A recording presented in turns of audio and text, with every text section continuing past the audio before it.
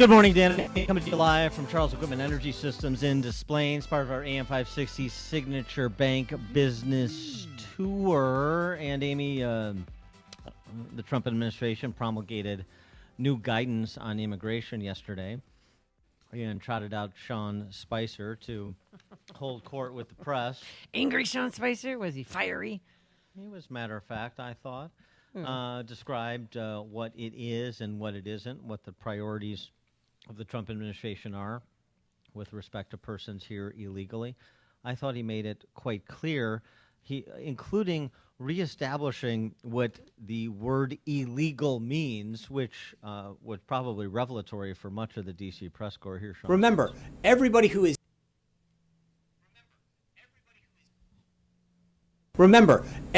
is here illegally is subject to removal at any time. That is consistent with every country, not just ours. If you're in this country in an illegal manner, that obviously that there's a provision that could ensure that you be removed. But the priority that the president has laid forward and the priority that ICE is putting forward through DHS's guidance is to make sure that the people who have committed a crime or pose a threat to our public safety are the priority of their efforts, first and foremost.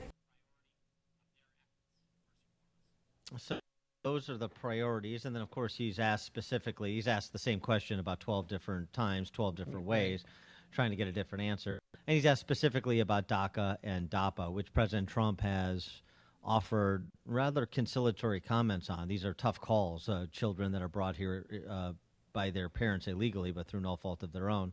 So DACA, deferred action for childhood arrivals, DAPA, deferred action for parental arrivals, parents of legal permanent residents of this country. And Spicer addressed that question straight away as well.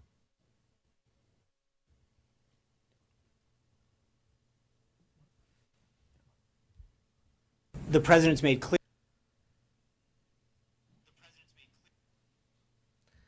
The president's made clear when you have whatever 12, 14, 15 million people in the country illegally, that there has to be a system of priority. And right now, ICE's priority is going to make sure that we focus first and foremost on that. He's specifically in the guidance that talks about the DACA and DAPA, unless someone who fits under that program fits into the subcategory, is not subject to what is being dealt with now. Yeah, and so Spicer actually gave a number, too, putting the number of individuals that they're prioritizing at around 1 million. So obviously that is a very small fraction of the overall population of persons that are here illegally. And they said that there's going to be no mass roundups, but they're going to focus on criminals. And sometimes their point of contention is that not just people who've been convicted of a crime, but charged with a crime, are they on the list? And they are. For more on this and other matters of national security importance, we're pleased to be joined again by Cliff May. He is the president of the Foundation for the Defense of Democracies, and he's the foreign affairs columnist for the Washington Times. Cliff, thanks for joining us. Just picking up on what Sean Spicer had to say, are we seeing more clarity and specificity from the Trump administration now in immigration such that some of the hysteria can melt away and we can focus on sensible immigration policy that does what everybody in the D.C. Political set says they want, which is predators that are not citizens removed from this country? Look, I think you're right that we are seeing more fine tuning of the president's policies here. I'm not sure that's going to alleviate the hysteria you talk about, because those who are opposed to the president doing anything at all on this, they're not going to be quiet. I heard, and I believe it was on NPR yesterday, a phrase that quite struck me. They talked about undocumented Americans. With the not undocumented immigrants, not undocumented refugees, not undocumented illegal, but undocumented Americans. There are about 65 million people in the world who are displaced and who would like to come to the United States. We can suggest that all 65 million are just undocumented Americans if they can find a way to get here, but that strikes me as ridiculously bad policy. Yeah. So what about, I mean, he outlined the plan that there's going to be no more catch and release and that you won't be held until your court hearing instead of being immediately deported. What exactly is Donald Trump doing than President Obama had already put into place? Well, look, I think the question really that we really need to be asking is what is, and that's the new president needs to ask is, what is our policy? How many immigrants we want to take every year? From what parts of the world? Refugees should be welcomed, but they should be bona fide refugees. We don't have to take everybody who wants to come here. And in terms of the resources we have to remove people, there should be a priority. And those who are committing crimes and those who are leeching off the resources of Americans, they should be the first ones to be targeted for removal. We will always be an immigrant society. We will have immigrants, but we do need to be careful how we change the culture and the context of this country over time. And that's not the case when you simply say, essentially, everybody in the world who wants to come here has a right to come here, has a right to become an American, has a right to Medicare and housing and food stamps and every other benefit of the modern welfare state. And what should we understand about what's happened and is happening in Europe? Donald, for all the heat he took about his obtuse statement about Sweden at the rally in Florida on Saturday night, turned out to be prescient, as there's unrest in a immigrant neighborhood in the northern part of Stockholm yesterday, and underscoring a problem of assimilation that Sweden does have with all the asylum seekers that they have allowed into their country.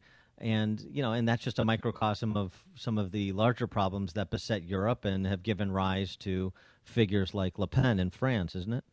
It absolutely is. Look, if I were to take one drink a day, that's probably healthy. If I'm going to drink a bottle or two of whiskey a day, that's not. You can only digest so much. And the European open door policy, as you see you have seen, may be changing, but you have seen in places like Sweden and places like Germany, certainly will change the face of Europe probably forever. What you're creating increasingly are ghettos, are places where Swedish culture and Swedish society and language are not being used. You're bringing in colonies of people from the Middle East. I would argue that there are many, many pathologies and problems in the Middle East, and the solution cannot be to try to identify all the good people in the Middle East, millions and millions of them, and bring them to America and Europe and assume that they will not bring the problems with them, but the problems will be solved because they're in a colder climate. I don't think that's the way it works. There's people coming in with strong prejudices against Jews, against homosexuals, and to a great extent people who either believe or are being indoctrinated to believe by imams who come in and often get paid by the government that they should submit only to Sharia, only to Islamic law, not to the laws of the land. I think we're seeing huge problems in Europe. I think most Americans recognize that and are trying not to replicate what they're doing in Europe here. They think it's an experiment that's not working. So, Cliff May, back to the new DHS guidelines. I mean, it gives law enforcement officers on the ground expanded authority. But what if you live in a sanctuary city? What does that mean for someone who's here illegally? Well, the sanctuary cities are essentially places where the local government is saying we don't obey federal law on this, and we're not going to allow people who are here illegally to be tracked or to be processed as they otherwise might be. I can see why somebody who's here illegally, who wants to stay, would want to find his way to a sanctuary city.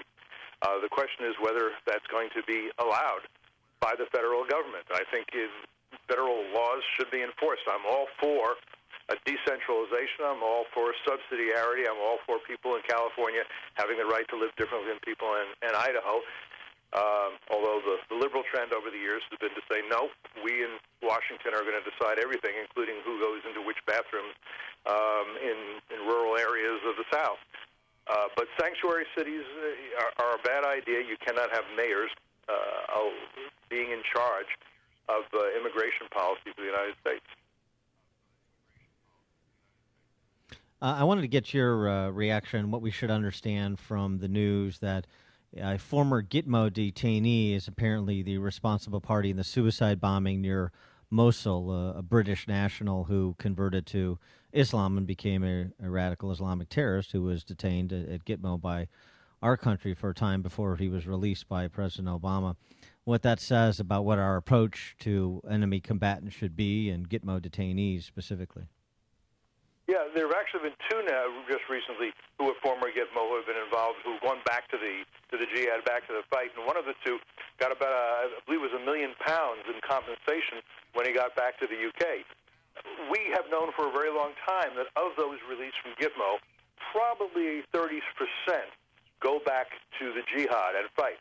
So every time we let these people out that we can't be sure of, we are guaranteeing that additional people will be killed. That's what we're doing.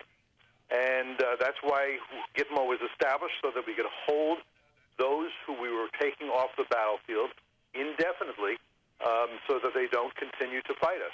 The only other options are obviously to kill them, which I don't think we should do, or just to let them be and let them continue to fight. But in a war, you want to take combatants off the battlefield, and Gitmo was the place to put those who took off the battlefield. It was never, in my view, a bad idea. And President Obama's intense desire to close it never made much sense. We were not fighting against jihadists because we opened Gitmo. We opened Gitmo because we were fighting jihadists.